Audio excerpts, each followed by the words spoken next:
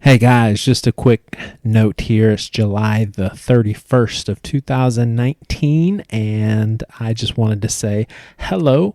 If you are listening to this podcast for the first time, ignore this as a very random way to start off a podcast, but for those of you that are regular listeners or maybe listeners of the Bad Christian podcast, you guys know I've been kind of climbing out of a hole recently. I've had a pretty significant bout with depression. It's been a pretty rough ride, and airing this episode that was recorded in early to mid-June, around the time when I started to feel pretty bad. I didn't know how bad it was going to get at the time, but it is an example of kind of gritting my teeth and muscling through a podcast.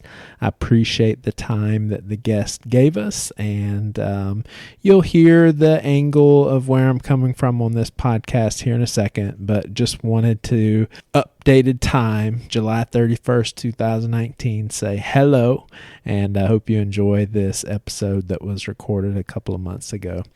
You guys have a special day.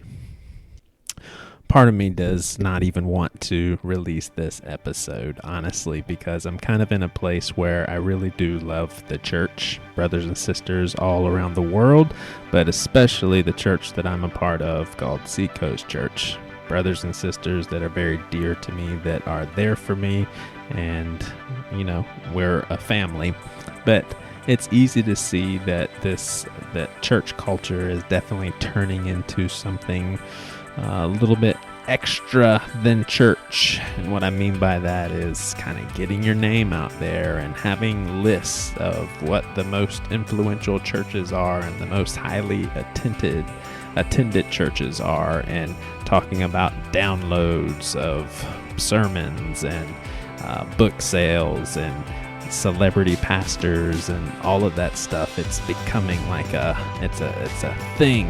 And I think that a lot of the churches that tried to get their name out there or try to get their worship tunes out there, I believe a lot of them are with good intentions, but I believe just like with anything that humans do, it's always muddied with some stuff that's not too good. And so as we take an honest look, we also see the evidence of this, that there are pastors that are falling into some majorly troublesome things. It's just obvious. We see it all the time.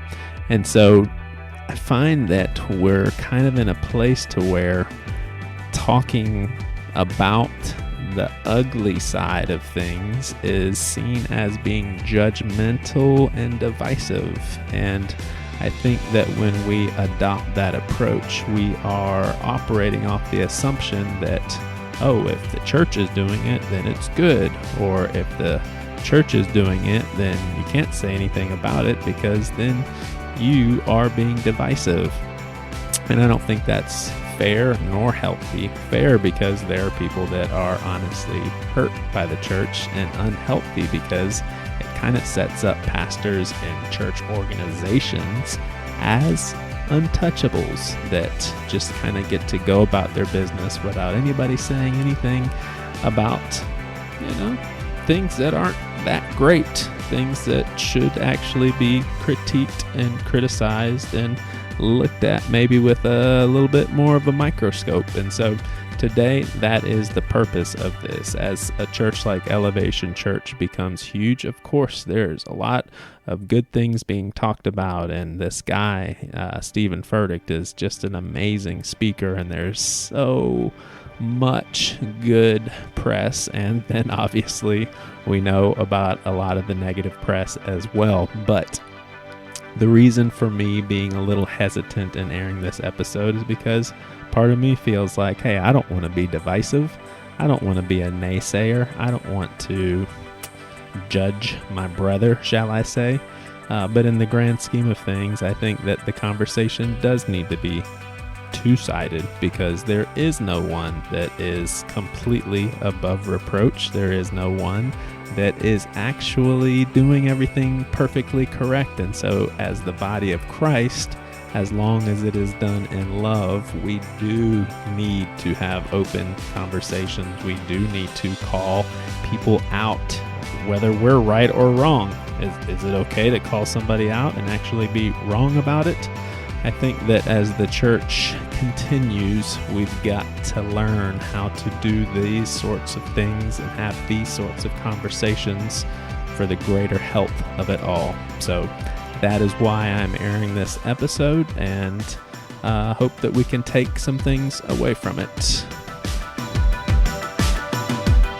All right. Well, we are here with James Floyd, and I'll let James tell a little bit about himself. But before we do that, so basically, I was on the Preachers and Sneakers Instagram, and homeboy over there finally hit up Stephen Furtick. I was waiting to see when that would happen. If you're not familiar with Preachers and Sneakers, Google it. Basically, very, very creative idea that just posts pictures of pastors and the attire that they're wearing or their shoes that they're wearing, and simply a price tag, and basically informs people how much they're spending on their clothes and shoes, and letting people decide for themselves whether it's over the top. But I saw that James was a former employee at Elevation, if I'm not mistaken, and some of the stuff that he said in the comment section were very familiar to me, as I have one of my closest friends from back in college, his little brother worked at Elevation as well. And so some of the stuff that James said, I was like, man, I've heard that exact sort of thing. And I just thought to myself, well, let's get James on here and talk about it. But before I do that, I want to tell our listeners that my aim here is simply to have a conversation that I think is relevant. The hype about Elevation is out there. Many people are enamored with Stephen Furtick. They love everything he does, love everything he says. And so my question is, can we not talk about the stuff that may not be good? And my philosophy about myself, for instance, so I'm not famous. I am a co-host of Bad Christian Podcast. A good number of people in the Christian community have heard about us and listened, but nowhere near the sort of celebrity status as Stephen Furtick. But even for me, I take the philosophy of if my stuff is out there for public listening, I want there to be complete open dialogue for people to say, Joey, you're full of it. That's the dumbest thing I've ever heard. I want people to be at liberty to say these things without being critiqued as bad people or divisive. Because if I don't take that approach, then maybe I'm assuming that what I say should just stand and just be out there for everyone to nod their heads in agreement. And that's just not how humanity, I don't think, is supposed to work, especially in the church. So that doesn't mean that there are not assholes out there that are trying to be divisive and throw stones, maybe in an unhealthy way. But I'm really sick of Christians building huge platforms, and then when other people are watching and maybe feel the need to call BS on something, they're labeled as divisive. So this leads me to a more direct thought about Elevation Church specifically. I think a lot of it, for the record, is absolutely wrong. I think Stephen Furtick has clearly some wrong trains of thought, some wrong ways of carrying himself. But I also want to love this guy as a fellow human being. And I will say this, by the way, I think he's one of the most gifted, talented speakers I've ever heard in my life, maybe the most gifted. That doesn't mean I agree with his message, but this dude is incredibly talented. I've heard him so many times, and I'm just sitting there shaking my head in disbelief. I'm like, good gosh, this dude is so unbelievable with a microphone. So that's my little spiel. I want to welcome James Floyd onto the podcast. I thank you for your time and any insight that you can give us. But before you do that, tell us what your background is, your relation to the church in general, and then your background with Elevation. And welcome. Yeah, thanks for having me. Well, basically, my background is both my parents were pastors growing up. My grandparents were pastors. Like, I came from like a church family. Yeah. And I think growing up, you hear all these different things about what church should be and what it should look like and what you should be.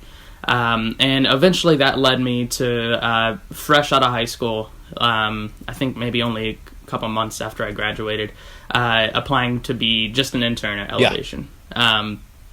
So I never was like a full-time employee, but I was close enough to some of the higher up people. I was an aide for the creative development and creative management team on their Matthews and you got to know the culture for sure.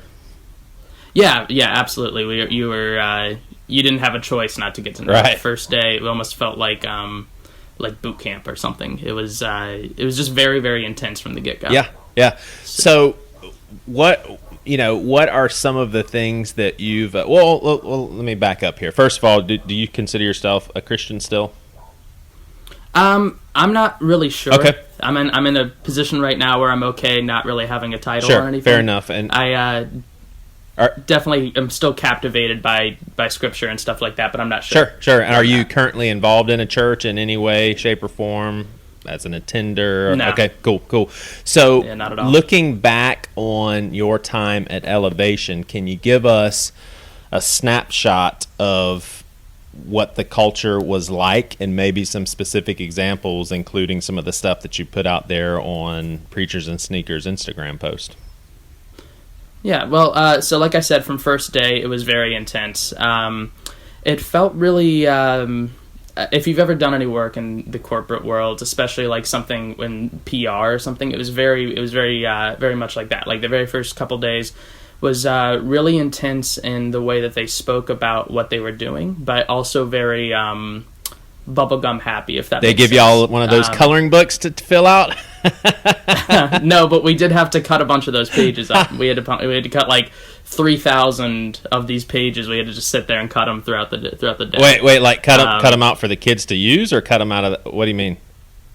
Cut them out for the kids Gotcha. to use. Yeah. And for our listeners that may not be aware, Stephen Furtick started Elevation, I want to say around 2009-ish, and as a very young guy from the Charleston area, set out to Charlotte to build a huge church, and it is a huge church. I guess one of the most downloaded pastors as far as his sermon podcast and all of that, and the coloring book reference you can actually Google. Just type in Stephen Furtick coloring book, and it's basically for the kids to color a picture of Stephen Furtick, and there's like at the bottom it says something along the lines of, "This is our pastor, we follow his vision," and it's not out of bounds to say it's very indoctrinization esque, and in my opinion seems to be pretty unhealthy as well. But continue on. So yeah, it was about Furtick from the get-go. From the very first day, it was they would never use words like our vision or something like that. They would always go like pastor's vision. Right. No one called him Stephen. They all called him pastor, no matter what.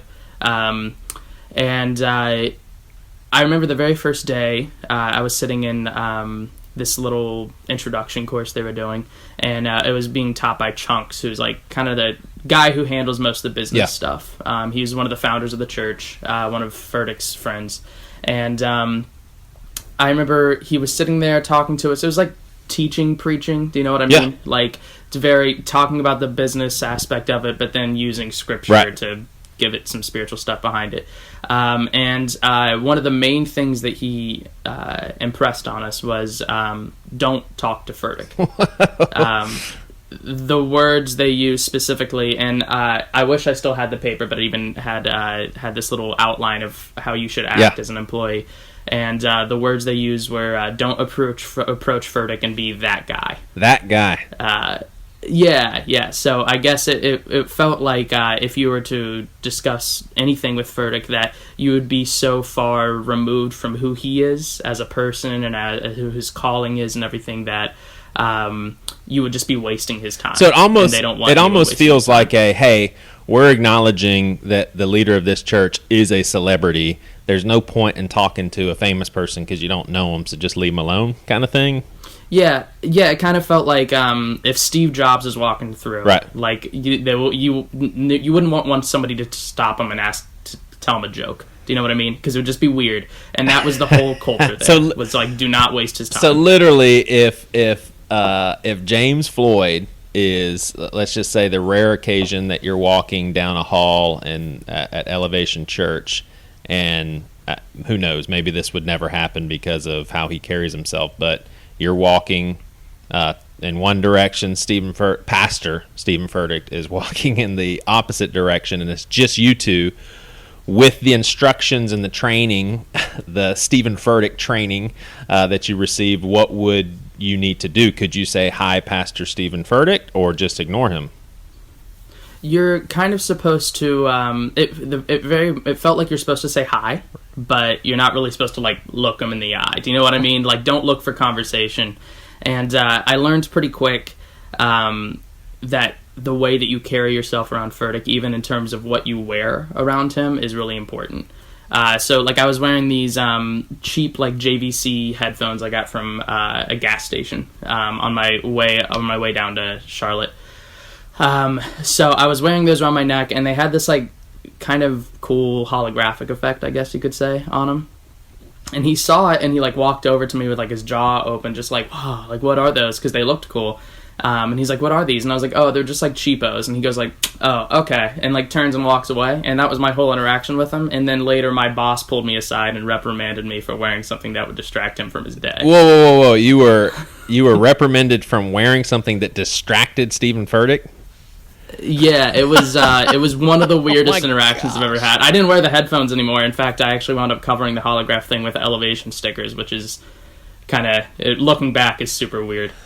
I mean, did you? You were probably so stunned you didn't know what to say. But did you respond and say, "What is that even supposed to mean?" What if you wore a bright red shirt and Stephen Furtick noticed it? I mean, is that off? Is that out of bounds as well? Back then, especially with like who I was back then, I definitely did not speak up. I just like was very apologetic. Like, yeah, absolutely, I'm sorry. Didn't wear them anymore. Yeah. It was bizarre. It was, yeah. Wow.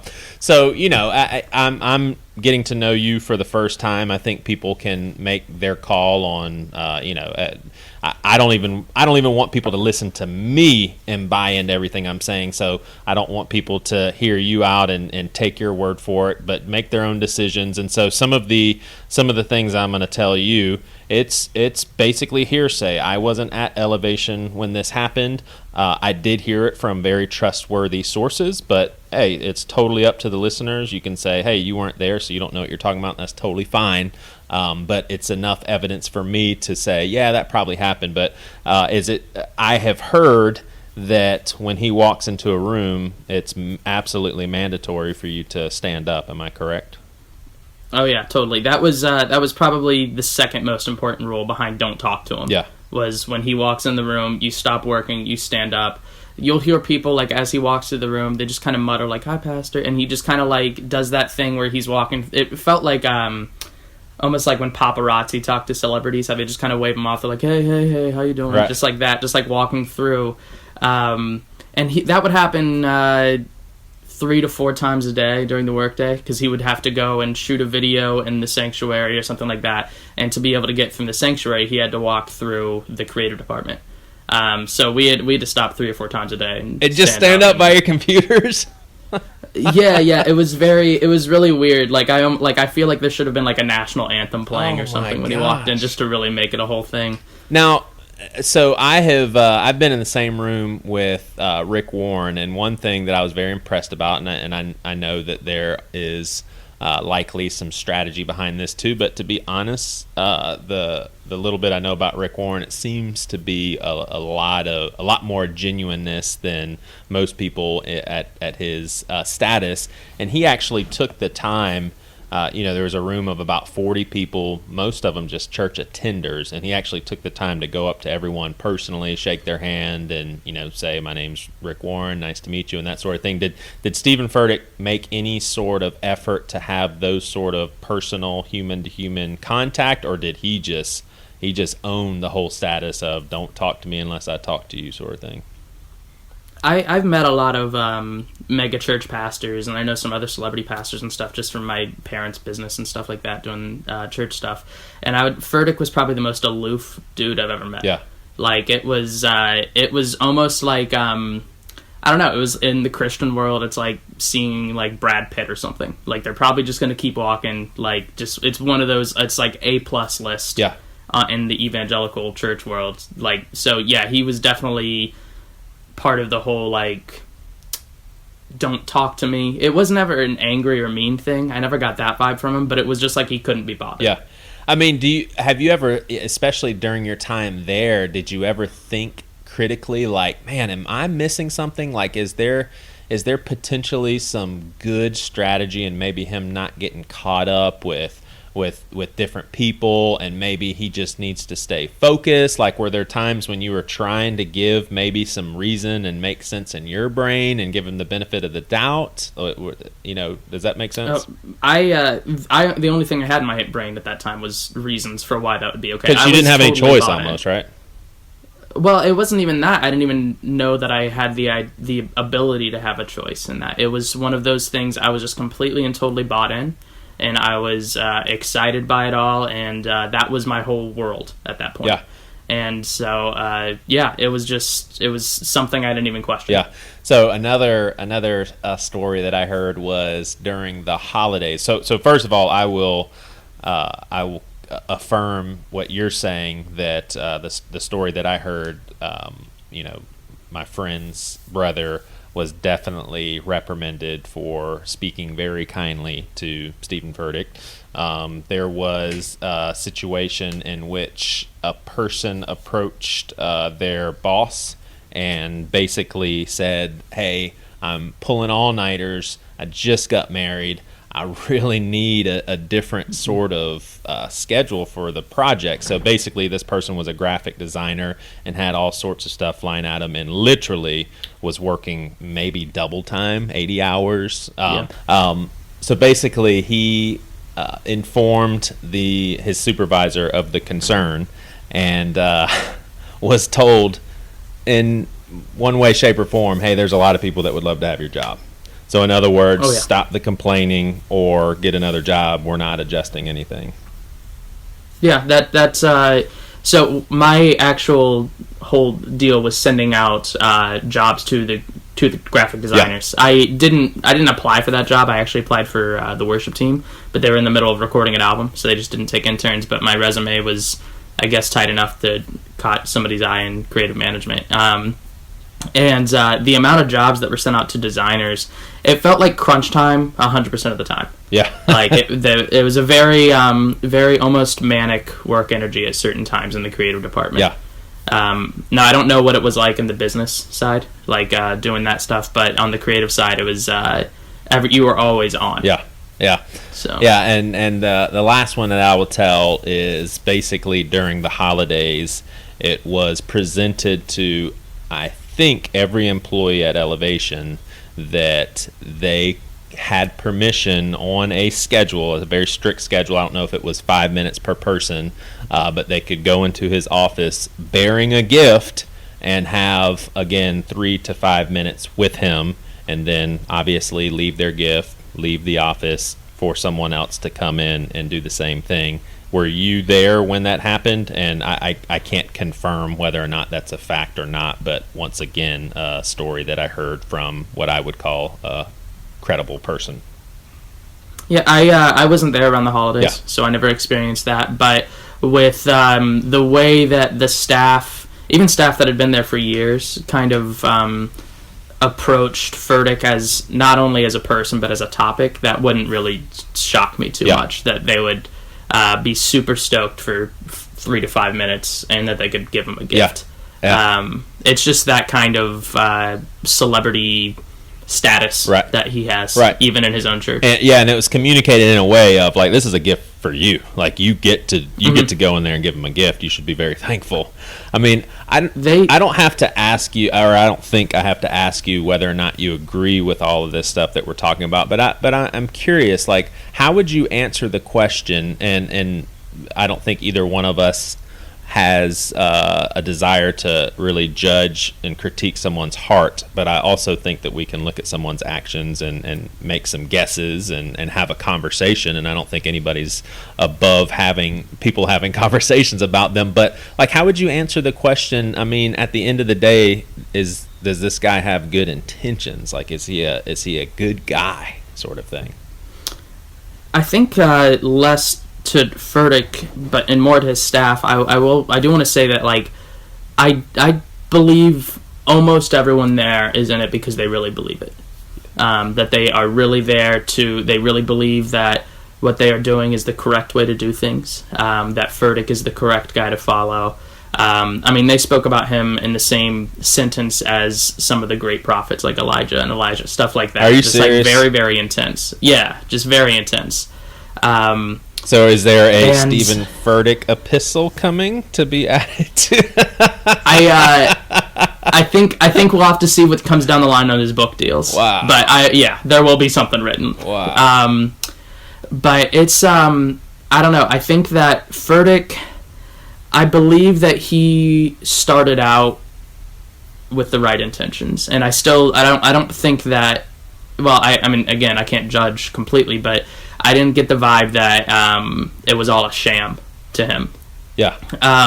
But I do think that when you start to get high in your own supply, you start to view yourself as a different on a different level than other people. Right. It's like the Kanye effect. Right. Enough people tell you that you're this, then you believe that about yourself as well. And I don't know. I think that he's probably just a little lost in the weeds. Yeah. And whether or not he recognizes that, or if he even wants to recognize that, I don't know. And I like what you're saying, and I don't, again, I'm not ambitious to just speak negative, but didn't he set out with the vision of basically it's my vision of this church, and you're with me or you're against me? And I mean, it seems like he set a precedence early on, probably something along the lines of what you and I would call zero accountability. Like, no one can push back against what I'm doing. What does accountability look like for him? Does he have people that can push back and say, whoa, dude, let's rethink this, or hey man, maybe you should answer a little more honestly about that gigantic house and actually say that it is indeed big. Like, don't say that it's not big, it is. I mean, is there anyone that can speak to him like that? I don't, when I was there, and like I said, this was years ago at this point. So in my experience, the person that seemed to be closest to him was Craig Groeschel of Life Church. He came in, and I remember we were sitting in a meeting once, and Craig was there, and he was talking to the staff. And as an intern, I wasn't like in the know about everything that was going on behind the scenes, but he was just tearing into the elevation staff, talking about how they need to get their hearts right. Rochelle was, and Grish, and I actually walked away with that. I don't know the guy at all, but like a good amount of respect for him. Because he was talking about, like, he said, like, you guys have the attitude of, like, oh, we're elevation. He said, you could be nothing tomorrow if you continue to do this way. And so I don't know behind the scenes whether anyone's talking to Furtick and saying, like, is this right or is this right? I don't, and even if they are, if they're other megachurch pastors, it's a whole system that supports itself. Right. And if they're having to tell him to do certain things, they'll probably have to do the same thing as well. And I don't think majority of them want to do that. Yeah, that's a good point. And I mean, my guess too, and I think it's a pretty darn good one, is I would say the ability that Stephen Furtick has in front of the multitudes.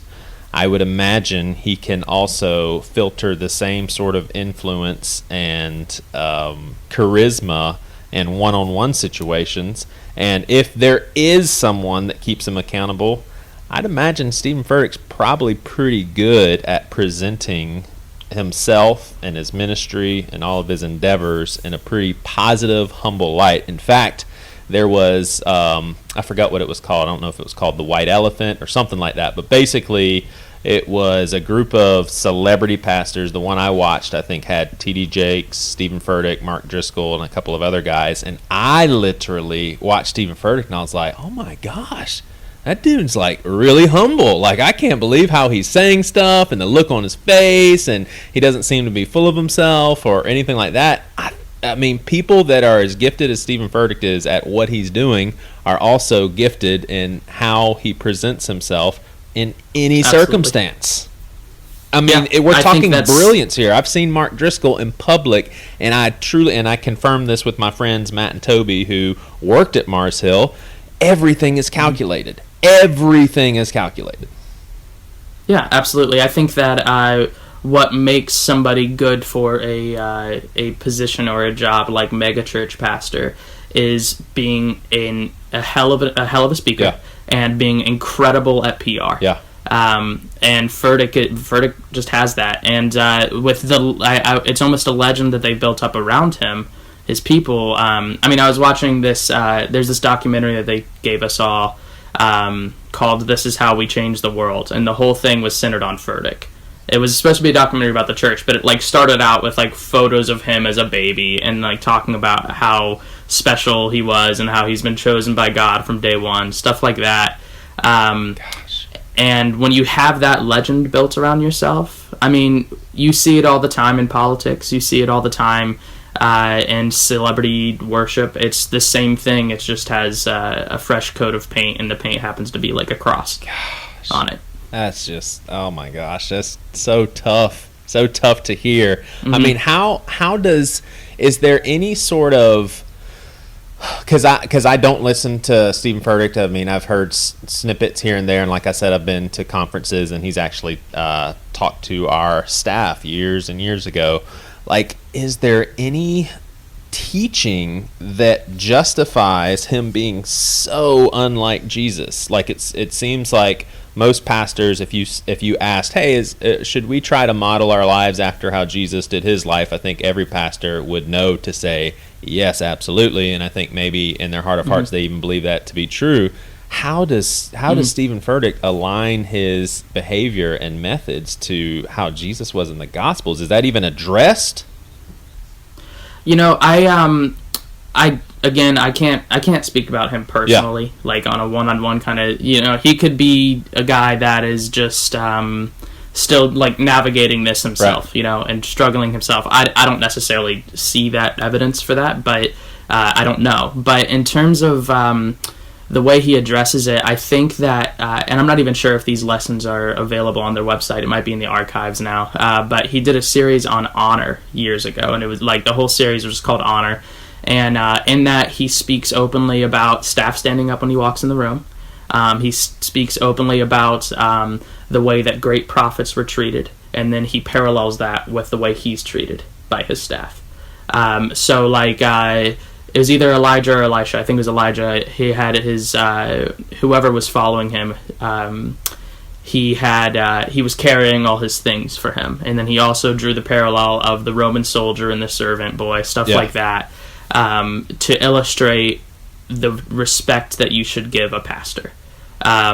And so I think that in terms of living like Jesus, I think Furtick sees it more as almost the way that, like I said, like keep bringing them up, but like Elijah and Elisha were chosen and called by God, like as a really intense prophet figure in these people's lives. Right. Watch us get to heaven, and Jesus is like, I made him for this. You guys doubted him.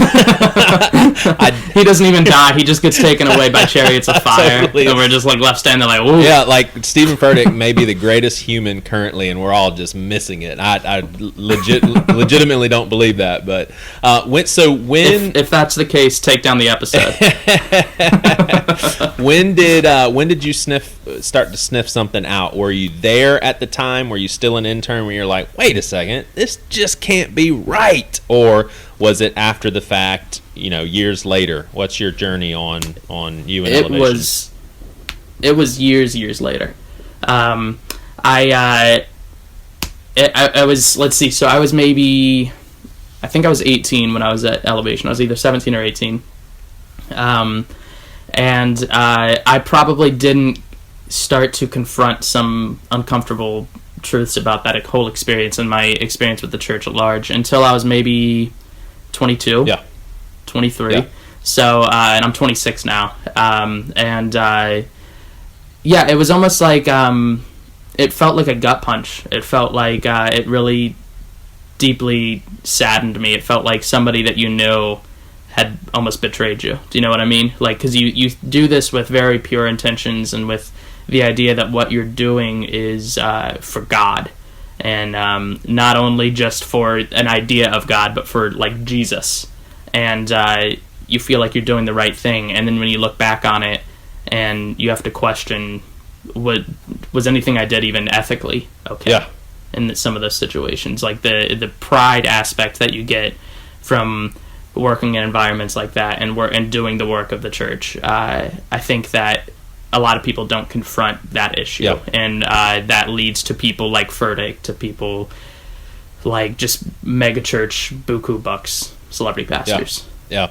I mean, and it's why it's conversations like this that make me so thankful to still have the opportunity to work at a church and not to even come close to this sort of culture. I mean, in fact, when our lead pastor walks into a room, sometimes we'll stand up just for a good laugh, and it makes our pastor face turn red and like, please sit down.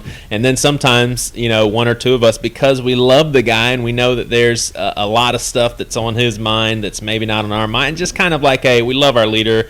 You want a more comfortable seat sort of thing, and it's always kind of like a get out of here, like stop with this stuff. I'll sit off in the corner and that sort of thing. And it's just these kind of things are amazing to me, like what you're saying, because I don't understand how people fall into it.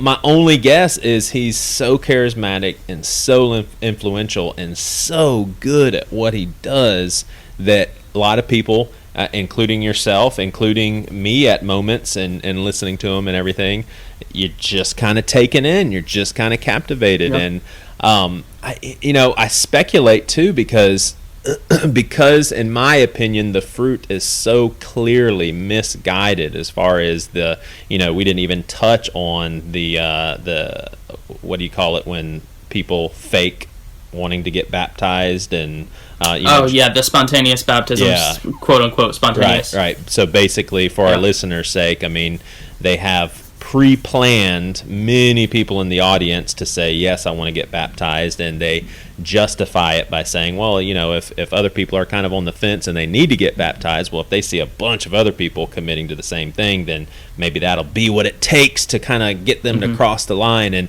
I mean, it's just those sorts of things. It just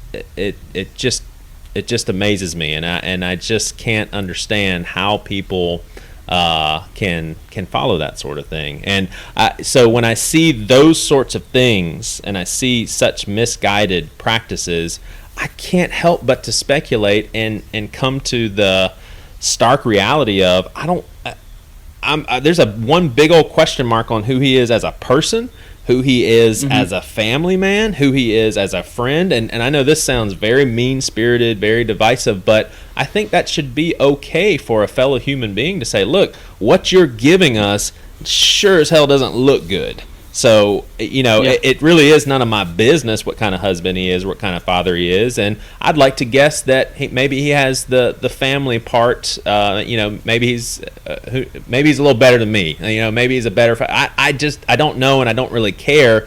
But it does give me reason to have a big old question mark on who he is as a person, in front of people, behind the scenes, and all of that. And I think to myself, how long is this going to last? If it's as unhealthy as it looks, what's going to happen that blows the whole thing up? I mean, is it something that he's going to get caught doing, or is he extremely wise enough not to do something, like Mark Driscoll did with the, Mark Driscoll had the New York Times, basically manipulated the system to be a bestseller. Is it going to be something like that, or it just I seriously do wonder how long is Stephen Furtick at Elevation era going to last? Will he be able to do what I think he says he wants to do, and that's become an old man and pastor the church until he dies. Isn't that kind of his? Doesn't he say that, or have you never heard him say that? I mean, I've never heard him say that, but I don't think that would be his full intention. Yeah. I think that what Furtick wants to do is kind of, and this is going to sound a lot darker than I mean it, but like in a business sense, kind of take over the world of Christianity. I think that it wouldn't surprise me if we see, I mean, the way of cable's going, but if we saw like an Elevation channel. Yeah. Like, it wouldn't surprise me if we see a whole network jump up around that. And similar to the way that Hillsong has so many different points all over the earth where their name is big, it wouldn't surprise me if we start seeing that with Elevation, but specifically in the United States and North America first. Yeah, and I will say this, and a lot of our listeners will disagree, but when you say something like that, I do think that he, as well as his staff, they're convinced that that's like the right thing to do. Well, of course we've got to do this because our message is working. We see it every day. We see lives change. So obviously, the more people that hear about Elevation and the more people that has access to his messages, the better for God's kingdom.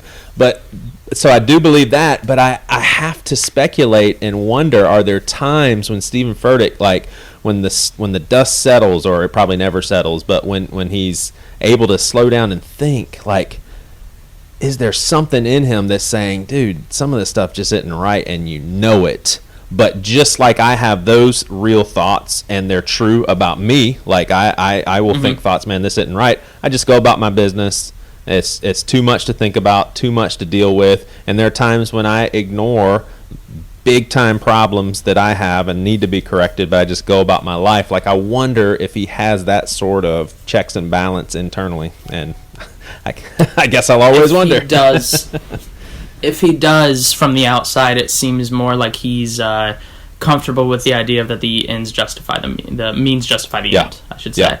And I think that his staff would, depending on who they are, would probably not even question, and if they did, they would probably come to the same conclusion. Now, I think I have heard some rumors. After I posted that comment, I had a bunch of people actually messaged me, but I had a couple people who either are contractors for Elevation, or there was a guy that worked there for like 8 years that messaged me, and a lot of the people that, and this is all just hearsay, but some of the people that were like very, very good in the church, people that I would believe that they were a good person in their heart, a lot of them left. And apparently there was one guy in particular who was very, very kind to me named Joel, and apparently he left and it wasn't a very good leave after being there for like almost a decade, I think. So whether or not something's happening internally, I can't speak to that, but I will say this, when I go onto their website, I don't see a lot of faces that I recognize anymore. Right. And please, any human being listening to this, you gotta lend credibility to that. Like, once there's people, and my friend Matt experienced Mars Hill as the onset of it disintegrating, and I mean, he literally said, he was like, Joey, what am I supposed to do when the 100 people that I really respect, really think fondly of, have some of them invested in my life, people I truly think have integrity, 99 of them are gone, and Mark Driscoll's the last one there. Am I supposed to side with Driscoll at that point and say all these 90, the rest of the 99 are dumbasses and just couldn't figure it out? And so, like you said, I mean, once a lot of and I'm putting the quotes up, once a lot of the good guys and girls start leaving, you got to start thinking to yourself, okay, that's worth really thinking about, investigating, and making some informed decisions. And I mean, it's like too, I want to open the door for people to write me, joeysvensonbc@gmail.com, if you have good things or bad things to say about Elevation. And it almost sounds like I'm trying to, I mean, for sure, I could understand why a lot of Christians would hear this and say, like, what in the world? What are you trying to do with Elevation? Are you trying to hurt it or anything? And here's how I would answer. I really do care about the church. Like, the church is all over the earth. And if there's something that I see as well as thousands, millions of other people see something wrong about a specific ministry or a pastor or something, let's talk about it because we care, not because we don't have anything else better to do. Yeah, I think the root of good criticism is love. Right. Is that you care about something and you want to make it better. You want to make it correct. Right. And when something's off track, everyone can see it, whether they're in it or not. Sure. Do you think that? I mean, would you be shocked if this went viral and basically Furtick stood up on a Sunday morning and basically said, "I have been in error since the beginning of this church.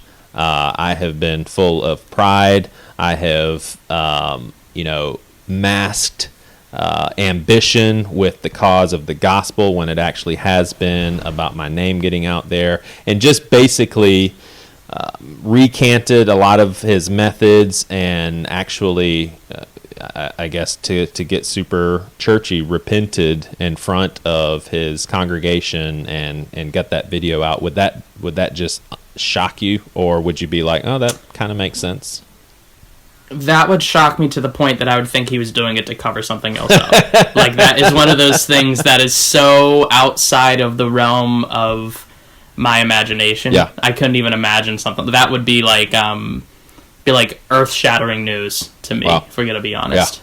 So I don't, and just from the PR stance, like I said, behind the scenes, I don't know what's going on. He could be totally different now. The whole atmosphere could be totally different. He could sell his shoes and give the money to the poor and walk barefoot for the rest of his life, and I wouldn't know it. Right. But in terms of a public thing like that, I would be floored. Yeah.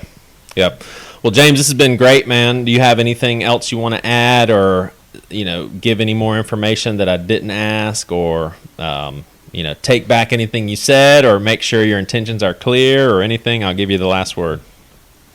Yeah, I guess I want to say this is that, like, when stories like this come out from people who've worked in the church, and especially people who are no longer in the church, 9 times out of 10 the intention is not to hurt people. It's not to cause division or to cause a bunch of people to turn their backs on their religious beliefs or anything. It's simply to highlight that these things shouldn't be happening in an organization that claims what the church claims.